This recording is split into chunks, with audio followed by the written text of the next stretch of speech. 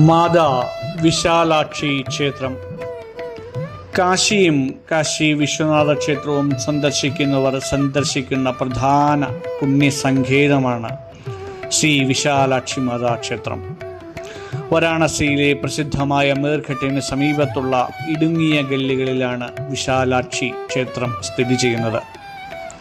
കാശി വിശ്വനാഥ ക്ഷേത്രത്തിൽ നിന്നും ഏകദേശം നടക്കുവാൻ ഉള്ള ദൂരം മാത്രമേ ഈ ഘാട്ടിലേക്കുള്ളൂ.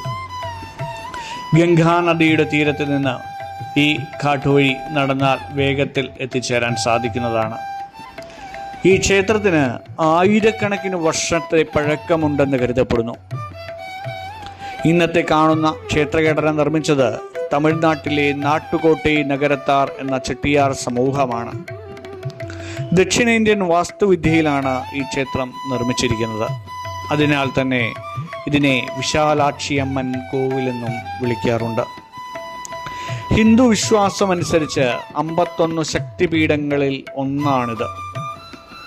സതീദേവിയുടെ ദേഹം വിഷ്ണു ഭഗവാൻ സുദർശന ചക്രം കൊണ്ട് മുറിച്ചപ്പോൾ ദേവിയുടെ കർണകുണ്ടലങ്ങൾ, അതായത് കാതിലെ ആഭരണങ്ങൾ അല്ലെങ്കിൽ കണ്ണുകൾ വീണത് എവിടെയാണെന്ന് വിശ്വസിക്കപ്പെടുന്നു. വിശാലമായ കണ്ണുകളുള്ളവൾ എന്നാണ് വിശാലാക്ഷി എന്ന പേരിന് തന്നെ അർത്ഥം.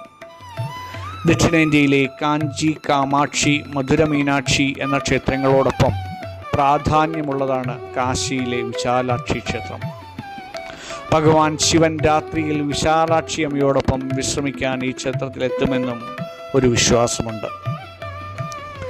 വിശാലാക്ഷി ക്ഷേത്രത്തിൻ്റെ ഐതിഹ്യം പ്രധാനമായും സതീദേവിയുടെ ത്യാഗവും ദക്ഷിണേന്ത്യൻ ബന്ധവുമൊക്കെയായി ചേർന്ന് കിടക്കുന്നു. ദക്ഷയാഗത്തിനിടെ അപമാനിക്കപ്പെട്ട സതീദേവി അഗ്നിയിൽ ആത്മത്യാഗം ചെയ്തപ്പോൾ ക്രുദ്ധനായ ശിവൻ ദേവിയുടെ ഭൗതിക ശരീരവും തോളിലെത്തി താണ്ഡവ നൃത്തമാടി.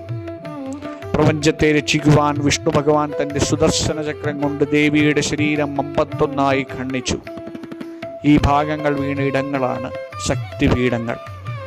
കാശിയിൽ വീണത് ദേവിയുടെ വലത്തെ കാതിലെ കമ്മൽ അഥവാ കർണകുണ്ടലമായിട്ട് ആണെന്ന് പറയുന്നു. അതുകൊണ്ടാണ് ഈ സ്ഥലത്ത് മണികർണിക, മണി എന്നാൽ ആഭരണമെന്നും കർണിക എന്നാൽ കാതും, മണികർണിക എന്ന പേര് വന്നതെന്ന് പറയുന്നു.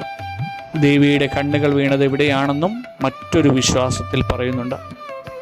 മണികർണിക ഘട്ടിൽ നേരത്തെ നമ്മൾ സൂചിപ്പിച്ചതുപോലെ ശിവന്റെ ആഭരണം വീണ സ്ഥലമായിട്ടും ഐതിഹ്യത്തിൽ പറയുന്നു. വിശാലാക്ഷി എന്നാൽ വിശാലമായ കണ്ണുള്ളവൾ എന്നാണ്. തൻ്റെ ഭക്തരുടെ പ്രാർത്ഥനകൾ കൺകുളർക്കെ കാണുകയും അവർക്ക് ഐശ്വര്യം നൽകുകയും ചെയ്യുന്ന ദയാമയിയായ അമ്മയായാണ് ഇവിടെ ദേവിയെ ആരാധിക്കുന്നത്.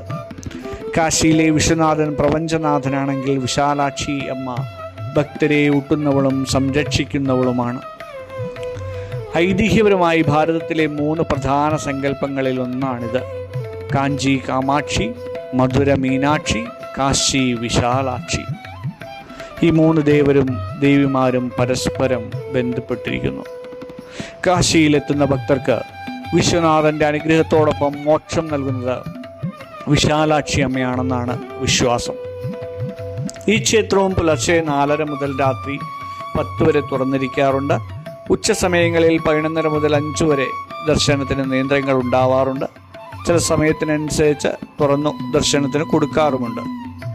ഇവിടെ പ്രത്യേക വസ്ത്രധാരണ രീതി കർശനമല്ലെങ്കിലും ശക്തിപീഠമായതിനാൽ സ്ത്രീകൾ സാരിയോ ചുരിദാറോ പുരുഷന്മാർ മുണ്ടോ പാൻറ്റോ ധരിക്കുന്നതാണ് ഉചിതം. ഷോർട്ട്സോ സ്ലീവ്ലെസ് വസ്ത്രങ്ങളോ ഒഴിവാക്കുന്നത് എപ്പോഴും ഉചിതമായിരിക്കും. കാശി വിശ്വനാഥ ക്ഷേത്രത്തിൽ നിന്നും നടക്കാവുന്ന ദൂരമേ ഇങ്ങോട്ടേക്കുള്ളൂ.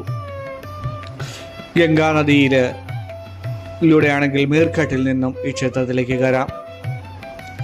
കാശി വിശ്വനാഥ ക്ഷേത്രത്തിന് തൊട്ടടുത്തായി സ്ഥിതി ചെയ്യുന്നതാണ് ഈ ക്ഷേത്രം. ഈ ക്ഷേത്രത്തിൽ 2 വിഗ്രഹങ്ങളുണ്ട്. അതായത് പുറകിലായി കാണുന്ന ചെറിയ വിഗ്രഹമാണ് ആദി വിശാലാക്ഷി. ഈ ക്ഷേത്രത്തിൽ സന്ദർശിക്കുമ്പോൾ നവരാത്രി കാലത്ത്, ദീപാവലി കഴിഞ്ഞു വരുന്ന കാശി അന്നപൂർണ ഉത്സവകാലത്ത് സന്ദർശിക്കുന്നത് വളരെ പ്രാധാന്യമുള്ളതാണ്. നല്ല തിരക്കുള്ളൊരു സമയമാണത്. നന്ദി.